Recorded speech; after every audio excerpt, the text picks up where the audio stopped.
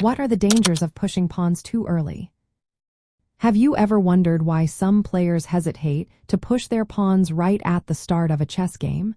The truth is, pushing pawns too early can lead to several strategic pitfalls. Let's break down the potential dangers you should be aware of. First, advancing pawns too quickly can create weaknesses in your pawn structure. When you push pawns, you might leave behind weak squares that are hard to defend. This can lead to long-term issues that your opponent can take advantage of throughout the game. Next, focusing too much on pawn moves can slow down the development of your pieces. Knights, bishops, and queens need to be active early on. If you spend too much time moving pawns, your opponent can develop their pieces faster, giving them a significant edge. Another important factor is control over the center of the board. Central pawns are essential for controlling key squares. If you push your pawns too early, you risk losing control of these central squares, allowing your opponent to dominate that crucial area. Additionally, pushing pawns in front of your king can expose your king to attacks.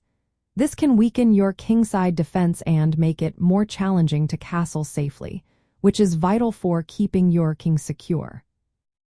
Moreover, advanced pawns can become easy targets for your opponent's pieces. If your pawns are out in front, your opponent can launch counterattacks against them. This can distract you from developing your pieces and maintaining control of the center. Finally, early pawn moves can limit your flexibility. If you push pawns too soon, you may find it hard to adjust your strategy if your opponent plays something unexpected. This can make it difficult to respond effectively to their plans.